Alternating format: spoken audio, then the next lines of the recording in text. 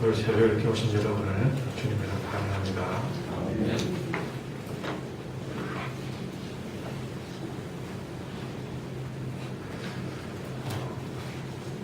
또 이렇게 새벽에 부모 따라온 것도 좋은 일이지만 오늘 보니까 엄마 아빠 없이 혼자 노는 하신들도 있네요. 근데 정희들은 어른 다 됐지? 네. 어른의 시줄까 아이의 시줄까?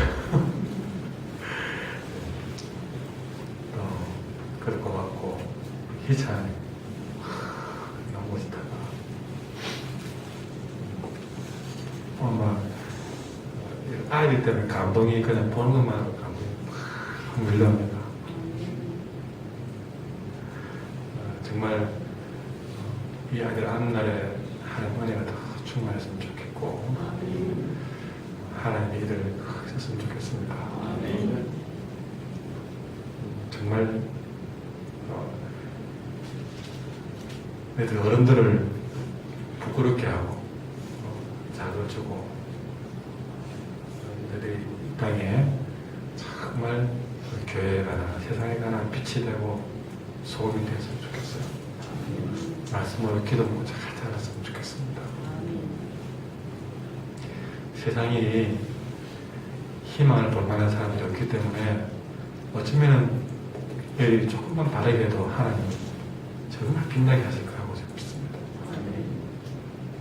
말씀으로 잘 컸으면 좋겠다는 바람. 여러분 우리 아이들을 위해서 기도 많이 해주시기를 바랍니다. 저는 그때마다 하나님이 우리를 말씀으로 초대한다고 믿습니다.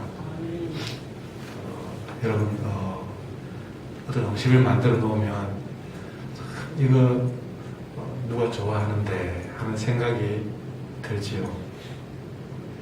저는 하나님 마음에 쏙 못 들어가 봐서 다는 모르지만 그래도 제가 직업이 말씀으로 섬기는 사람 아닙니까?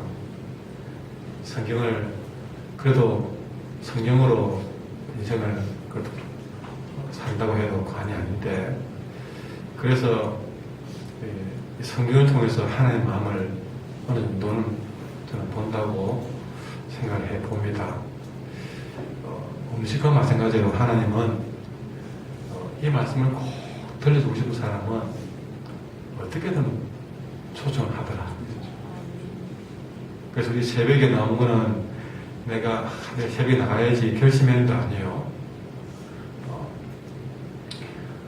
내 다짐으로 내가 원한다고 되는 게 아닙니다. 우리가 기차표나 영화표나 내가 요즘 스마트폰으로 팍팍 결제하니까 바로 내가 원하는 대로 그렇게 결제한 대로 내가 선택한 그 차를 타고 선택한 영화를 볼 수 있다고 생각을 할지 모르지만 세상이 그렇게 고라고락해도 하나님은 그렇게 고라고락 분이 아니거든요. 그래서 우리가 이 시간에 이 말씀을 들어주는 것은 내가 이 자리에 온 것이 아니라 하나님이 내게 들려줄 말씀을 준비해놓고 우리를 초대했다고 믿습니다. 새벽에까지 초대하시니 얼마나 하나님이 더 사랑했겠는가 하는 생각을 해봅니다. 그러면 하나님 오늘 우리에게 이렇게 초대해놓고 어떤 말씀을 들려주고 싶어 했는가? 분명히 그것은 여러분 우리가 누군가에게 빨리 와봐라 아니면 전화를 해서 내가 정말 너에게 할 말이 있다 그걸 귀에 내놓고 꼭 그렇게 새벽에 깨워서라도 우리에게 들려주고 싶어 했다면 저는 두 가지를 생각합니다. 하나는 분명히 그 말씀은 우리 인생에 복이 될 말씀이다. 그리고 또 하나는 우리가 꼭 그리 해야 될 말씀입니다.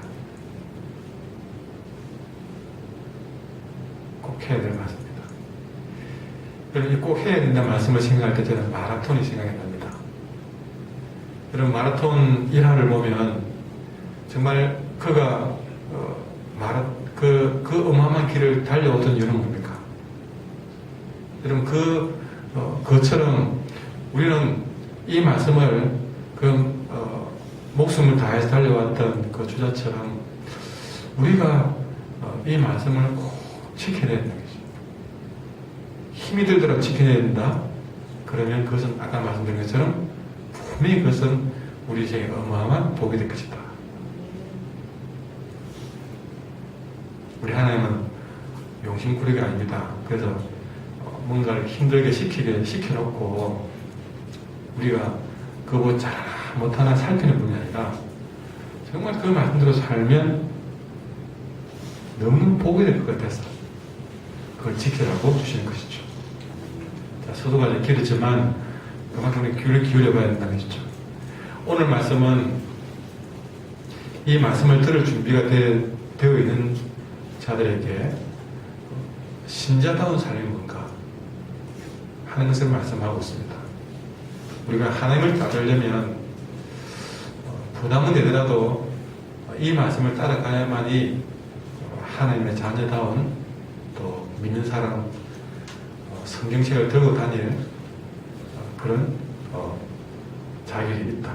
것을 말씀해 주는데 너무나 말씀은 은혜롭고 부드럽지만 사실은 이 말씀을 또 상필기에는 너무나도 부담스러운 말씀이 오늘 말씀이기도 합니다. 이 말씀을 듣기는 좋은데 그 말씀을 삼키면 우리 안에 있는 악한 인격과 성품들이 이 말씀을 잘 안 받아들이려고 합니다. 불편합니다. 그래도 썬당 먹는 것처럼 우리는 꼭 삼켜내야 될 말씀입니다. 자, 어떤 말씀인가? 무엇이 신자다운 삶인가? 27절, 28절에 보면 한꺼번에 모아서 이렇게 말합니다. 먼저 원수. 여러분 인생에 원수가 있습니까? 너희 듣는 자에게 내가 이러니 너희 원수를 사랑해주라. 또 너희를 미워하는 자가 있습니까? 여러분을 미워하는 자가 있습니까? 선하게 대해주라. 혹시나 여러분에게 저주를 퍼부은 사람이 있습니까? 우리는 그 사람들에게 축복을 퍼부어주라. 혹시 여러분에게 모욕을 준 사람이 있습니까? 우리는 그 사람을 위해서 똑같이 모욕하지 말고 기도해주라. 있는 그대로입니다. 다른 토를 다는 것이 오히려 누가 될 것 같아요. 그리고 예수님은 또 파도처럼 또 말씀하십니다. 29절에 누가 너희 이 뺨을 치는 자에게, 동서고금을 막론하고 뺨을 치는 것은 최고의 수모를 주는 행위를 말합니다. 인격적으로 말하면 수모를 느끼게 만들었던 뺨을 치는 자에게라. 또 내 겉옷을 빼앗는 자라고 말되는데, 이 겉옷을 빼앗는 것은 율법에서 금하는 일입니다. 그러니까 뭔가 돈을 많이 빌려줬다 합시다. 근데 그 돈은 못 갚았어요. 그러면 이제 거기서 가압류 이렇게 뭐 재산 압류도 하잖아요. 아니면 그렇게 해서 그 재산을 우리가 돈을 못 받아오면 누구에게도 받아오자. 심지어는 자녀들까지도 그 빚에 대한 어떤 그런 자녀를 데려가 노예로 삼기도 합니다. 그런데도 불구하고 하나는 법으로 못 가져가겠습니다. 다 이 사람의 빚 때문에 다 빼앗아가도, 심지어 자녀를 데려가서 노예를 삼는 일이 있어도 이거 하나는 가져가면 안 된다. 그건 법이다. 그게 뭐냐? 겉옷입니다. 이들의 겉옷은요, 제일 마지막 집과 같은 것입니다. 집도 먹을 것도 없더라도 마지막 이 추운 날 겉옷 하나는 그들에게 그냥 이렇게 옷이기도 하지만 이불이기도 하거든요. 집이기도 합니다. 그것까지 빼앗는 것은 그 사람의 목숨을 빼앗는 것이라 생각을 할 정도의 것이라서, 자녀를 또 빼앗아가지만 겉옷만은 못 빼앗게 만들었던 그 법이 있는데, 그렇게 겉옷을 압류하는 한다는 것은 그 생명을 빼앗듯이 가장 가혹한 일로 얘기하고 있다는 것이죠. 우리 한번 겉옷 때로 입혀주기도 하고 이렇게 하지만, 우리 생각에서 성경 보면 이게 뭔가 싶어도 유대인들이 볼 때는 가장 가혹한 행위 중에 하나라고 보시면 됩니다. 그러니까 내게 엄청난 수모를 주고 내게 법도 회용치 않는 그런 가장 가혹한 일을 행하는 자에게도 오히려 이 뺨을 치는 자에게 저 뺨까지 돌려대고 그리고 겉옷을 달라는 자에게 속옷까지 줘버리라고 이야기를 합니다. 이것은 우리 앞에 쭉 모든 말씀을 다 모아봤을 때에 내게 원수든 미워하는 자든 나를 저주하던 자든 모욕을 주온 자든 그들까지도 압류하는 가혹한 자든 상관없이 우리는 그들을 항상 이 모든 자들은 우리에게 복수할 대상입니다.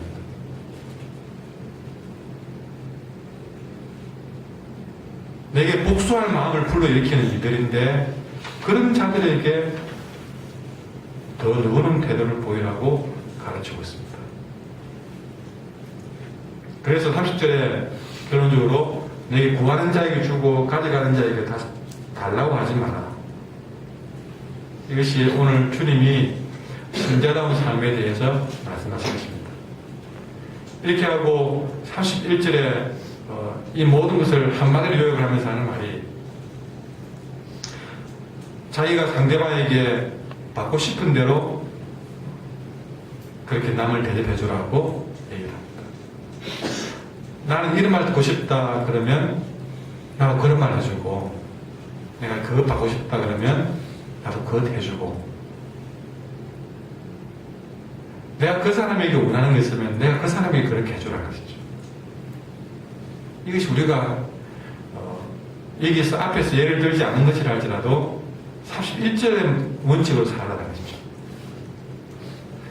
저는 오늘 하루를 살면서 적어도 오늘 하루만이라도 그래도 이 말씀을 들은 사람으로서 오늘 하루만이라도 남에게 대접받고 싶은 대로 한번 남을 대접해주는 하루가 됐으면 좋겠습니다. 앞에서 그 사람이 내게 뭔가를 아무도 안 해줘도 한번 내가 저 사람에게 그런 대접받고 싶은데 했던 걸 여러분이 먼저 한번 해줬으면 좋겠다는 거죠.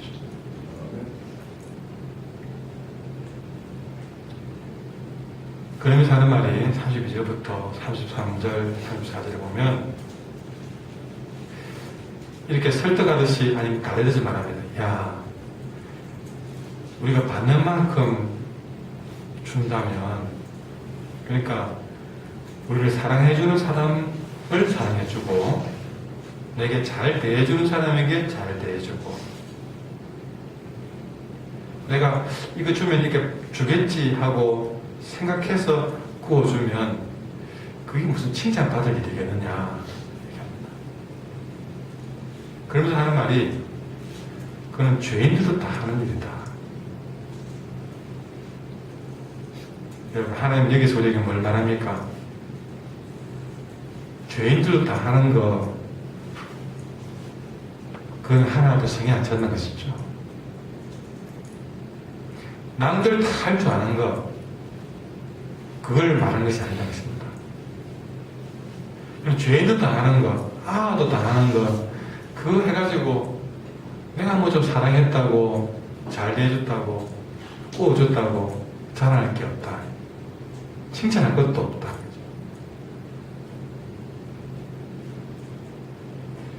이렇게 부담되는 말씀을 다 해놓고 여러분 35절을 보시면 그러니 너희는 이 오늘 본문에는요 너희가 다 들어가 있습니다. 그만큼 우리가 이거 하나하나를 제대로 하기를 원하는 것이죠. 그래서 너희는 원수를 사랑하고 선대하고 아무것도 바라지 말고 구워주라. 그렇게만 하면 너희 상이 클 것이다. 하나님께 받을 칭찬이 클 것이다.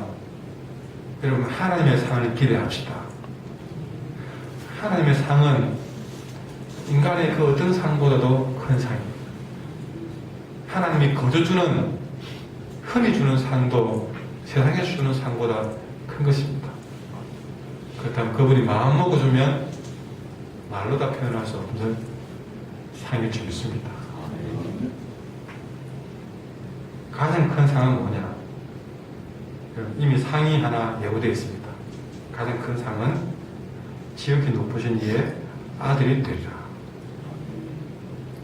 아우, 별거 아니네. 그렇습니까? 여러분, 우리가 그렇게 살아갈 때에 지극히 높으신 이의 아들이 된다는 것은, 여러분, 그러면서 뒤에 중요한 말을 해놨는데요. 그는, 그리고 은혜를 모르는 자와 악한 자에게도 인자하신 분이다. 하나님 아버지의 아들이 된다고 했는데, 그 하나님 아버지는 어떤 분이시느냐? 은혜를 모르는 자에게도 인자했고 악한 자에게도 인자하셨던 그런 분이다. 이 말을 다 종합해보면, 여러분, 우리가 이렇게 살아가면 어느 날 나는 하나님 아버지를 닮은 아들이 되었다는 사실입니다. 여러분, 아버지와 아들, 세상에서 가장 닮은 존재를 말합니다. 우리가 하나님은 될 수 없습니다. 그러나 아담 하와는 그들이 선악과를 먹고 하나님이 되려 했다가 어마어마한 벌을 받았지만, 여러분, 하나님이 되려고 하는 것은 잘못입니다. 그러나 조금만 중량을 하나 떼서 하나님이 되려고 하는 가장 큰 죄악이지만, 하나님을 닮아가는 것은 최고의 복입니다. 왜냐? 하나님이 우리를 지으실 때 하나님의 형상으로 지었기 때문에.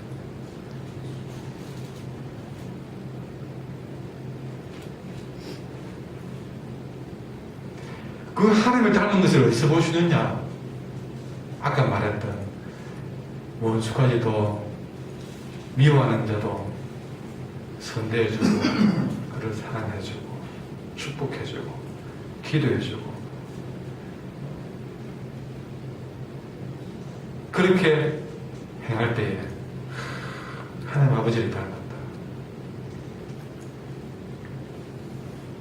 하나님 아버지는 이렇게 악한 자까지 인자하시는데, 우리가 내게 모욕을 줬다고 보복하고 그러면, 여러분, 원수는 갚을지 모르지만 그에게서는 아버지를 닮은 모습을 찾을 길이 없어서 너가 누구니 하게 됩니다. 아무리 봐도 아버지 닮은 것이 없어서 도대체가 내가 누군지를 알 수 없게 되는 그런 불행한 자리에 서게 되는 것입니다. 삶에서 자비가 없으면 천국에서도 상급이 없을 것입니다. 우리 이 일을 가장 두려워해야 된다는 사실이죠. 살아도 인생에 상급이 없다. 여러분, 그 상은 공로를 세운 것이 아니라 아버지 닮아가는 것이 가장 큰 상이다. 우리는 오늘 이 새벽에 하나님 우리를 깨워서라도 들려주고 싶은 하나님의 말씀이었던 것입니다. 여러분, 인생에 살다가 더 넘어가서 36절에 보시면 너희 아버지의 자비로움 같이 너희도 자비로운 자가 되라고 이제 정리를 해서 우리에게 당부를 하고 있습니다. 여기에 덤으로 하시는 말씀이, 우리가 이 아버지의 자비로우심으로 살아야 되는데, 여러분, 이 부분에서 하나님이 덤으로 하나 더 주시는 말씀은 비판하지 마라.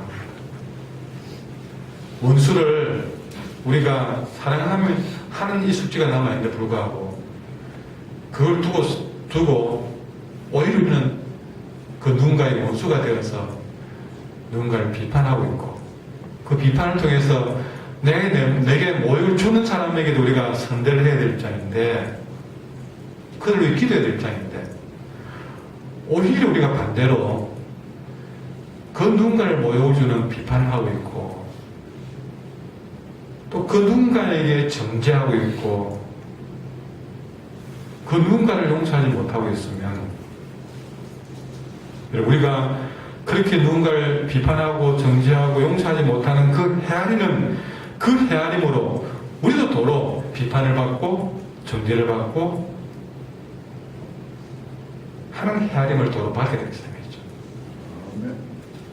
그럼 여기서 우리가 마지막 결론은, 너희가 헤아리는 그 헤아림으로 너희도 헤아림을 도로 받을 것이라면 왜 하나님 앞에서 그 말을 부탁했는지를 답이 나오는 것입니다.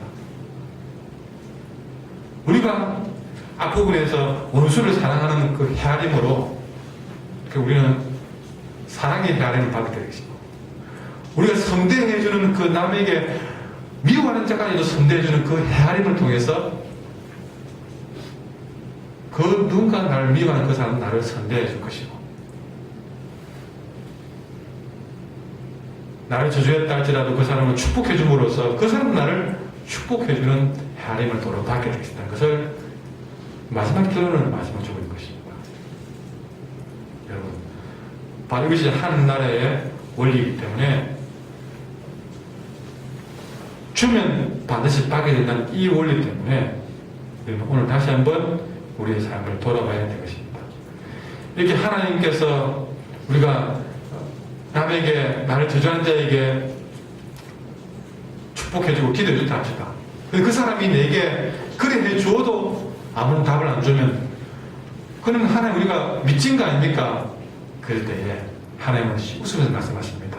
아니, 너가 그렇게 해준음에 불구하고 그 사람이 답을 안 줘도 너는 미치는 게 아니야. 왜? 38절에 뭐랍니까? 어쨌든 주라. 그래야면 너에게 줄 것이니. 누가 줍니까? 하나님이 주시는 거죠. 그 사람이 안 주면 하나님이 주겠다는 것입니다. 하나님이 갚아주겠다.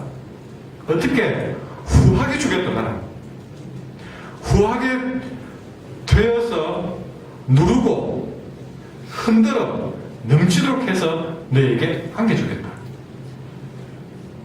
이것이 이 헤아리는 이걸 숫자로 말하잖아요. 하나님 나라의 계산법이라는 것이죠. 우리는 1 더하기 1이지만 하나님 나라의 계산법은 1 더하기 1은 30배, 60배, 100배에 곱하기가 나갑니다. 그것이 바로 후입되어 누르고 흔들어 넘치는 법칙입니다. 여러분, 그러면 그 진정으로 남는 장사 아닙니까? 이것이 삶에서 이기는 길이죠. 그렇기 때문에 우리는 선한 일에 부자가 됩니다. 앞에 말했던 사랑하고 선대하고 축복하고 기도하는 일에 부자가 되어야 됩니다. 나누어주고 용서하는 일에 힘쓰는 사람이 되어야 됩니다.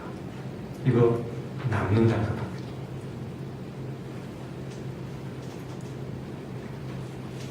참으로 원수를 사랑하는 일은 빚지는 것처럼 보입니다. 사탄의 소입니다.